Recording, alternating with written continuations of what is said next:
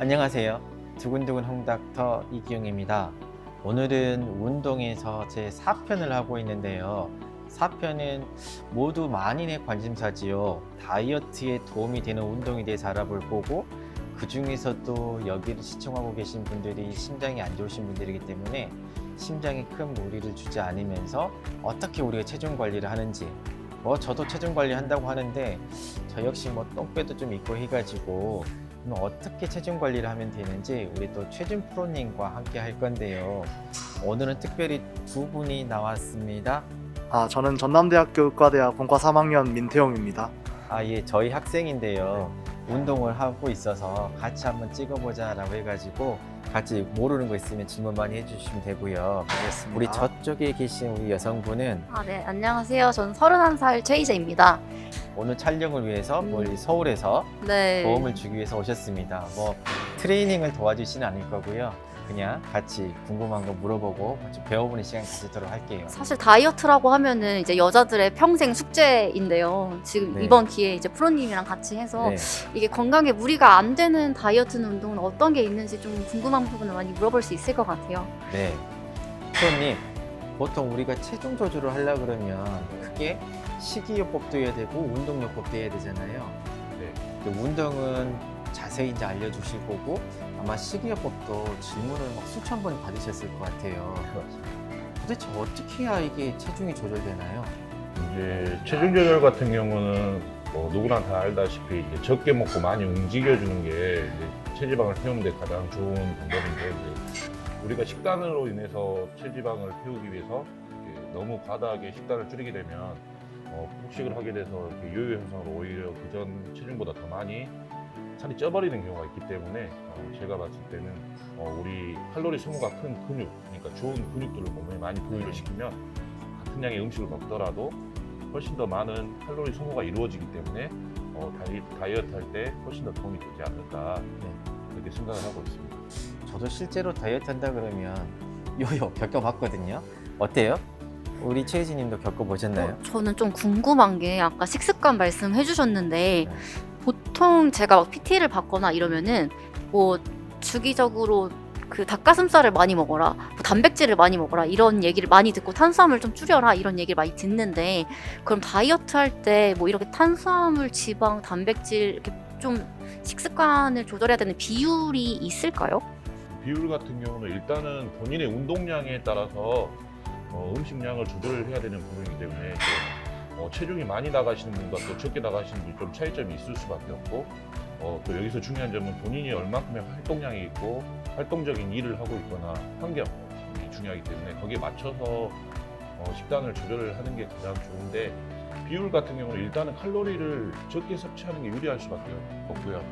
그런데 칼로리를 적게 섭취하게 되다 보면 배가 고플 수밖에 없게 돼서 좀 힘이 많이 이렇게 빠질 수도 있고 스트레스도 많이 받고, 그래서 시중에 많이 유통이 되는 칼로리는 낮으면서 영양소가 풍부한 음식들로 이루어진 구성으로 식단을 많이 진행하고 있습니다. 그렇기 때문에 비율은 일단은 지방 같은 경우는 칼로리가 높은 영양분이기 때문에 배제를 시킬 수밖에 없는데, 우리 몸에 좋은 지방 같은 경우는 꼭 섭취를 해주셔야 돼요. 생선기름이라든가 오메가3라든가 불포화 지방, 탄수화물 같은 경우가 가장 민감한 부분이긴 한데, 탄수화물 같은 경우는 본인이 쓸 수 있는 활동량만큼만 먹으라고 권해드리고 있거든요. 또 특히 탄수화물은 지방으로 저장이 되기 때문에 오히려 지방 섭취보다 탄수화물 섭취에 의해서 지방이 축적되는 경우가 많이 있습니다. 탄수화물 양은 절제를 하고 그 부족한 탄수화물 양만큼 단백질을 더 추가를 해주라.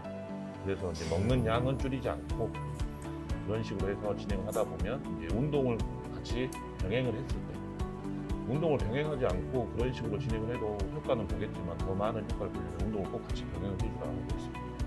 그러면 단백질을 먹으면 포만감이 드나요? 다이어트 실패가 배고파서 실패하잖아요. 근데 단백질이 가장 큰 단점이 일단 맛이 없습니다. 맛이 없어서 지방은 고소하고 네.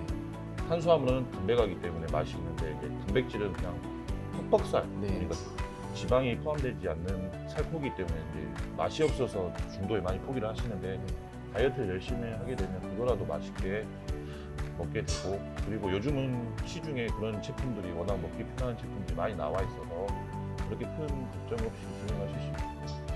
또 뭐 혹시나 네. 여기 운동하는 우리 회원님들도 먹는 그런 식품들이 좀 있던데 소개 좀 해줄 수 네. 있으세요? 제가 그래서 몇 가지를 준비를 했는데 뭐 예를 들어서 우리가 닭가슴살을 조리를 해서 먹어야 되는데 바쁜 일상에서 조리를 할 수 없기 때문에 이렇게 조리가 돼 있어가지고 냉동식품도 나와 있어요. 그래가지고 이거를 그냥 전자레인지에 해동을 해서 바로 섭취를 할 수 있게끔. 네. 근데 이거는 이제 훈제 닭가슴살이라고 해서 네. 닭가슴살이 이제 91.8%가 들어있어가지고 거의 완전 단백질이라고 보시면 되고, 난 이것도 먹기가 좀 물리다 싶으신 분들을 위해서 뭐 이렇게 소세지 형태로 막 나오는 닭가슴살로 만들어진 소세지, 또 뭐 아예 이렇게 탄수화물까지 같이 들어있는 브리또 형식으로 막 나오는 음식도 있고. 그래서 이제 요즘은 다이어트가 워낙 브리또네요, 네, 브리또. 관심이 많기 때문에 시중에서 이런 제품들을 많이 출시를 하고 있어요. 그래서 본인이 조금만 관심을 가지고 진행을 하면 이 좋은 환경에서 다이어트를 네. 정말 편하게 진행할 수가 있는 거죠. 보니까 칼로리가 100에서 한 200칼로리 정도 되는데요. 네네. 그 우리 밥 한 공기에 보통 한 200kcal 정도 된다고 맞습니다. 그러거든요. 그러면 이거 하나 먹는 거하고 네.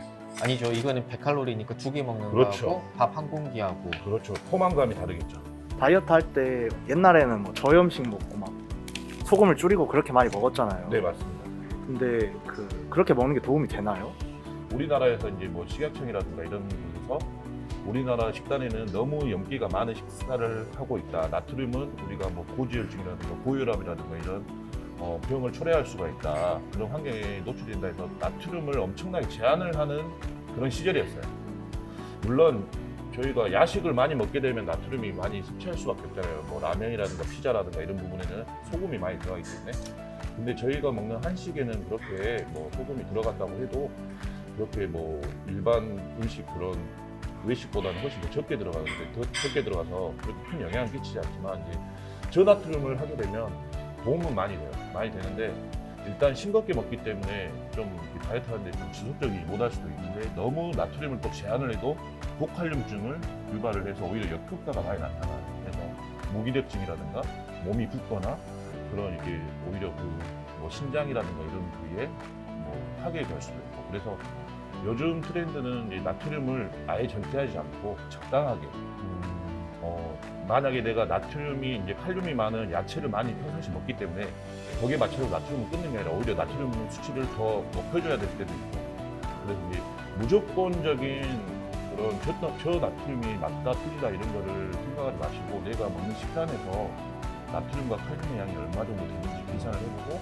그리고 내가 먹는 수분의 양이 얼마 정도 되는지 계산을 해서 일단은 몸으로 직접 내가 이 정도의 식단을 했을 때 몸이 붓는가 뭐 이렇게 어떤 현상이 나타나는 걸 보고 결정하시면 되고 무조건적인 나트륨을 제한한다고 하는 방법은 요즘은 그런 유행이 이제 이미 지나가지고 이제 요즘 그래서 더 편하게 다이어트를 하고 있는 것 같습니다. 그럼 체지방 감량에는 막 엄청난 도움이 되는 건 아닌가요? 아니요, 나트륨 수치가 높아지면 몸의 수분 보유량이 늘어나기 때문에 네. 그 나트륨 농도를 낮추기 위해서 몸의 수분량이 늘어나서 몸이 붓죠. 그러니까 라면 먹고 자고 일어나면 몸이 붓는 것처럼. 근데 라면 먹고 또 우유를 먹고 자면 몸이 안 붓는단 말 있잖아요. 그 우유에 있는 칼륨 때문에 그 항상 수치를 맞춰서 그러거든요. 근데 나트륨 수치가 많은 음식을 먹게 되면 제가 봤을 때는 그런 몸이 붓고 이런 현상도 있지만은 나트륨이 많은 음식을 먹게 되면 그 나트륨 농도를 낮추기 위해서 수분 섭취도 많아지지만 탄수화물 섭취도 많아질 수밖에 없어요. 그래서 우리가 간장게장이나 밥도둑이라고 하잖아요. 짜니까 그거 조금 먹으면 밥을 두세 숟갈 먹을 수가 있잖아요. 근데 우리 시중이가 보면요, 또는 뭐 방송 같은 곳에서 나는 이렇게 다이어트에 성공했어요. 저는 이 음식 먹으니까 참 좋았어요. 이렇게 하니까 뭐 체중 조절 됐어요 하는 게 많아요. 뭐 대표적인 게 제가 알고 있는 거는 고탄저지, 탄수화물만 엄청 먹거나 또 어떤 분들은 막 삼겹살만 엄청 먹거나 하는 게 있거든요. 그러면요, 우리 프로님 의견을 한번 여쭙고 또 제 의견 나눠 말해볼게요. 이 고탄저지, 탄수화물만 엄청 먹는다. 또는 뭐 지방만 엄청 먹는다 있잖아요. 뭐 기름을 엄청 먹는 거 있잖아요. 이게 과연 도움이 될까요? 건강과 이 체중 조절에? 이게 상식적으로 가능한 건지 교수님이 더 잘 아실 거라고 생각을 하세요. 이게 식단이라는 게 건강한 식단이라는 게 그 균형, 이게 영양분의 균형을 올바르게 맞춰서 섭취를 하고 양을 맞춰서 섭취하는 건데 그냥 듣기에도 그냥 마가린만 계속 먹고 지방만 계속 먹고 탄수화물만 많은 양을 먹는 것 자체가 너무 극단적이고 한데 제일 다이어트를 많이 하고 하는 전문적인 저희 보디빌더들이나 이런 선수들이 따라하지 않았을 수가 없죠. 근데 이제 그걸 가지고 이렇게 해서 뭐 이렇게 후기가 막 있을 거 아니에요. 근데 그 후기라는 게 그 데이터가 엄청나게 많은 데이터가 쌓인 게 아니기 때문에 그냥 일시적인 유행이지 않나 싶고 매우 불균형한 영양분산을 그렇게 한꺼번에 많이 섭취하고 한다는 건 그냥 몸에 일시적인 충격을 변화를 줘서 그렇게 변화를 뭐 다이어트 효과를 끌어내지 않았나 그렇게 생각하고 교수님이 아까 마가린 쪽 말씀을 해주셨는데 소고기를만 계속 드시는 다이어트를 하시는 분들도 많긴 하시더라고요. 그래서 아까 단백질 말씀해 주셨는데 사실 소고기는 단백질이 좀 더 비중이 많잖아요. 이거는 네. 어떻게 생각하시는지. 오히려 소고기는 저도 이해가 가는 부분이 저도 다이어트 할 때 단백질 위주의 식단만 간 적이 좀 많이 있기 때문에 왜냐면 근육 손실은 최대한 줄이면서 지방을 다 태워야 되는데 단백질 위주의 식단 닭가슴살만 먹는다거나 아니면 뭐 소고기만 먹는다거나 이런 그렇게 다이어트를 해본 적은 있어요. 근데 이제 저희처럼 이제 뭐 시합을 앞둔다거나 뭐 일시적인 상황이 있어서 맞춰가지고 진행을 했을 때는 임시 방편으로 짧은 시간에 이렇게 도움이 될 수는 있다고 생각하나 이게 어차피 평생 갈 수는 없는 부분이기 때문에 그렇게 좋은 다이어트 방법이라고 생각하지도 않고 저희 회원님들이나 뭐 수련생들에게 뭐 추천 자체도 안 하고 있습니다. 교수님은 소고기를 좀 어느 정도 일주일이나 장기적으로 먹는 식습관에 대해서 신장에는 어떤 영향이 있는지 여쭤봐도 될까요? 저한테 이제 뭐 환자들만 주로 보는 전문가 의견을 물어보면 한 가지 음식만 쭉 먹는다. 말도 안 되는 소리죠. 이게 저도 이제 우리 프로님 의견에 동의를 하는 게 내 몸에 충격을 주는 거예요. 익숙하지 않은 음식들 또는 이게 균형이 이루어지지 않고 내 몸에 충격을 주니까 마치 빠지는 것처럼 보일 수도 있어요. 근데 결과적으로 나중에는 이 돌아가거든요. 가장 중요한 건 골고루 먹는 건데 모든 건 다 골고루 먹어야 되고 다시 말씀드리지만 우리 몸에 나쁜 음식은 거의 없어요. 우리가 흔히 먹는 음식으로서는.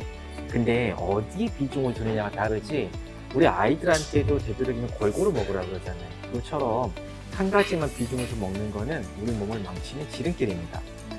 우리 운동인 프로님도 그렇고 또 나같이 이제 전문 의사인 저도 봐도 그렇게 극단적인 음식은 추천하고 싶지 않다. 뭐 우리 희재님은 네.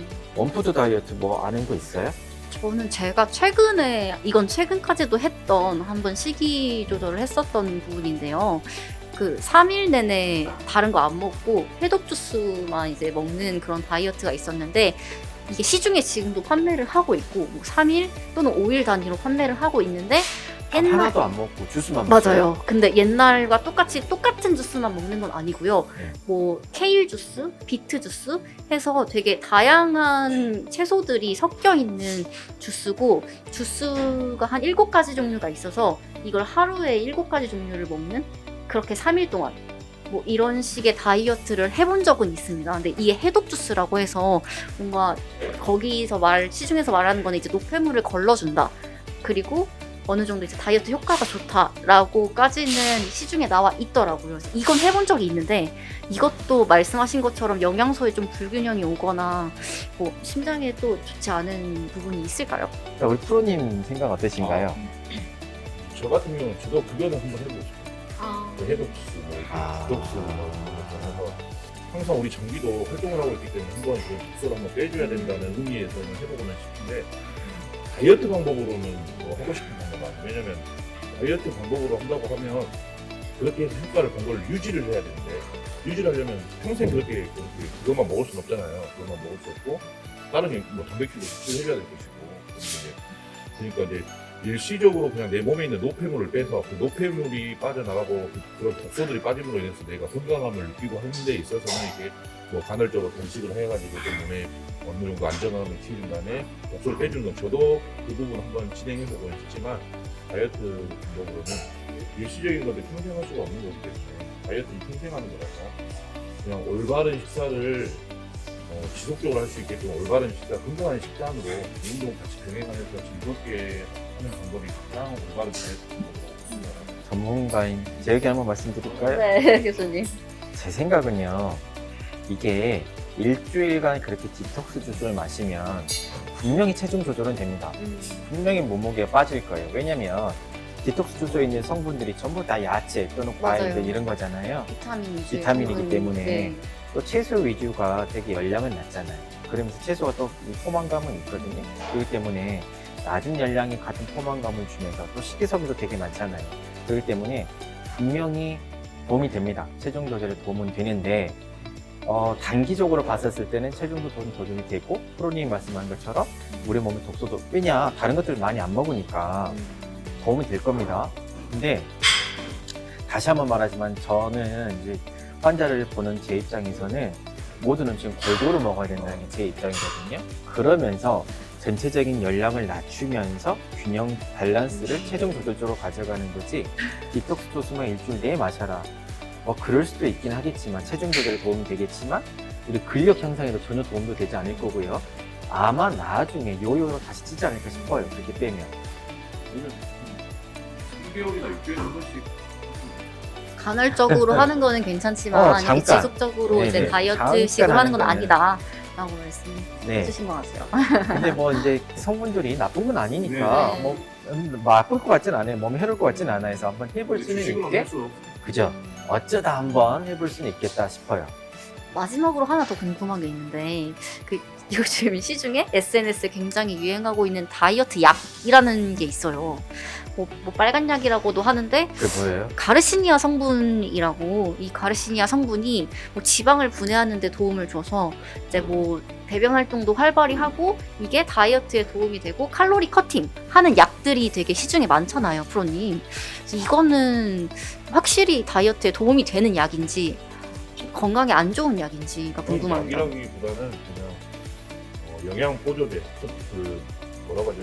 그 식품 보조제라고 볼 수 있죠. 기능식품. 네, 기능성 식품. 그러니까 이제 가르시아라는 성분을 함량을 시켜서 가르시아라는 성분 자체가 우리가 이제 폐번을 시키는데 지방을 키우는데 좀 도움이 되고 녹차 추출물, 캡사이신 뭐 추출물에서 우리 발열 효과를 내가지고 부추에 있는 그 매운으로 발열 효과를 내서 땀으로 이렇게 배출을 시키는 방법과 그런데 일종의 보조제죠. 그게 이제 일단 운동이나 뭐 기본적인 것 하지 않는데 그걸 섭취한다고 해서 뭐 엄청 큰 효과를 본다면 다들 그것만 섭취하고 그냥 자기 먹고 싶은 거 다 먹고 하겠죠. 도움이 된다 안 된다 뭐 이런데 도움은 당연히 됩니다. 도움은 되는데 얼만큼 큰 도움을 받느냐가 중요한 거죠. 내가 비용을 지불을 했는데 그만큼의 효율을 못 본다고 효과를 못 본다고 치면은 그렇게 금전적인 손해만 발생할 뿐이니까 아니, 거기 의존도가 더 높겠죠. 그걸 먹다가 안 먹으면 살찌는 기분이네 이런 거니까 일단은 그걸 접해서 거기에 의존하기보다는 운동에 의존을 해야 되지 않나 그렇게 생각을 하고 있습니다. 근데 대부분 그걸 복용하시는 분들이 운동은 정말 그렇게 엄청 그냥 열심히 안 하고 살을 빼고 싶고 근데 운동도 진짜 열심히 하시는데 그런 건강 보조식품을 복용한다고 하면 저는 찬성입니다. 결국은 운동과 조화가 아, 중요한 거고 제 의견도 말씀드려도 될까요? 네, 이게 원래 간에 안 좋다는 얘기가 있어요, 교수님. 네. 저희한테는 아주 유명한 음식은 아니거든요. 또 약도 아니에요. 약이라 그러면 정식으로 이게 인정을 받고 약국에서 팔고 의사 처방이 있어야 되는데 약이라고 보긴 그렇고요. 저도 식품으로 봐야 되지 않냐. 또 자연 추출물 아닌가요? 자연 추출 맞습니다. 맞죠? 네. 그러면 식품으로 봐야 되는 게 맞는데 물론 도움은 됩니다. 지방을 많이 태우니까. 근데 이 다이어트를 할 때의 음식량을 줄이면서 또 한쪽에 치우쳐서 먹다 보고 운동을 하지 않으면요. 사람이 힘이 없어져요. 살은 빠집니다. 흔히 여성들이 원하는 게 그거잖아요. 내 삭신은 움직이기 싫은데 맞아요. 살은 빠져라. 쉽게 빠지고 막 싶어요. 가만히 있어서 막 이거 막 붙여가지고 막 살 빼고 그러잖아요. 네. 그러면 몸에 힘이 없어집니다. 물론 단시간은 그것도 도움은 될 것 같아요. 근데 결과적으로 내 몸의 불균형을 초래하는 거고 그리고 나서 이 빠져버린 이 몸무게를 그대로 유지하려면 또 균형적인 식사를 해야 되고 더 늘리지 않아야 되는데 그런 식으로 일시적으로 빠지면 분명히 또 더 먹을 거고요. 그리고 나중에 아까 프로님 말씀처럼 끊었을 때 뭐 그 평생 먹을 수 없잖아요. 간에 좋은지 안 좋은지 솔직히 모르겠어요. 왜냐? 나 이 식품 나 열심히 연구를 한 게 아니기 때문에 데이터가 많지도 않아요. 그럼 저희가 알 텐데 그랬을 때 이게 그러면 나중에 약을 끊었을 때는 어떤 현상이 벌어질 거냐? 제 생각은 다시 이것도 올라와 버릴 것 같아요. 그래서 그렇게 추천하고 싶지는 않고요. 그러면 프로님 혹시 고구마 마지막 고구마 다이어트 어떻게 생각하시나요? 고구마도 있고요. 네. 복합 탄수화물이긴 하지만 이 양이 중요하겠죠. 배부를 정도로? 아니 그렇게 먹으면 다이어트가 안 되겠죠. 아, 그런가요? 진짜 막 너무 허기져가지고 막 이럴 때 네. 그럴 때 이제 고구마를 섭취를 해가지고 네. 다른 음식 대신 대체 식품으로 먹는 게 고구마가 제가 알기로는 세계 10대 푸드 중에 하나라고 생각하거든요. 아니 그렇게 알고 있거든요. 굉장히 좋아요. 그 안에 들어있는 섬유질이라든가 굉장히 슈퍼푸드인데 그게 그래도 탄수화물이에요. 탄수화물이니까 한 번 먹을 때 200g 이상을 섭취하지 않고 한 50g에서 100g씩 한 하루에 한 5번으로 나눠가지고 네. 중간중간에 조금씩 먹으면서 허기짐을 방지해가지고 폭식을 막아주는 그러니까 이제 뭐 고구마를 굳이 고집하지 않으셔도 될 것 같아요. 바나나만 드셔보셨어요? 식사 대용으로 고구마도 많이 먹긴 하는데 이제 바나나도 많이 먹는 것 같아요. 근데 바나나도 사실 탄수화물인데 이제 이게 식사 대용으로 계속 바나나로 먹어도 괜찮은 건지 궁금합니다. 근데 일시적으로 그냥 어쩔 수 없이 내가 밥을 먹어야 될 타이밍에 먹을 게 없어서 내가 급하게 이동을 해야 돼 아니면 뭘 해야 돼 해서 이제 큰 손실을 막기 위해서 에너지를 내야 되는데 못 하는 경우에 저희는 바나나를 먹긴 하거든요. 근데 이제 굳이 그걸 주식으로 먹을 필요는 없고 대체로 먹을 거면 이제 뭐 편하고 맛있으니까 뭐 많이들 바나나를 선택을 하겠죠. 근데 이제 당성분이 너무 많으니까 당분이 너무 많으니까 다이어트에는 그렇게 많은 도움이 되지 않을 거예요. 그래서 그러면 네. 우리 식이요법, 다이어트에 도움이 되는 식이요법 정리를 할게요. 아까 앞서서 뭐 우리 프로님과 제 의견은 일단 하나는 말씀을 드렸고, 거기에 추가적으로 이 마지막 의견까지 말씀을 드리게 된다면 여러 가지 음식 나왔고 디톡스도 나오고 했는데 한 가지에 편중되는 건 좋지 않고 차라리 골고루 먹되 단백질을 많이 먹는 게 좋다. 한 가지 너무 치우치지 마라. 단 고구마는 좀 괜찮겠다 라고 말씀을 주셨고, 저도 동의하고요. 디톡스도 잠깐 일시적으로 한 일주일 정도 하는 거는 체중 조절에 도움은 되지만 결과적으로 신체의 균형을 무너뜨리게 되니까 장시간 하지 말자로 정리할 수가 있겠습니다. 동의하십니까? 네, 동의합니다. 그러면 지금까지 저희가 우리가 다이어트에 되는 식이요법에 잘 알아봤고요. 다음 시간에는 어떤 운동을 해야 몸에 큰 무리 가지 않고 쉽게 우리가 체중 조절할 수 있는지, 그리고 심장에도 무리 가지 않는지 알아보도록 하겠습니다.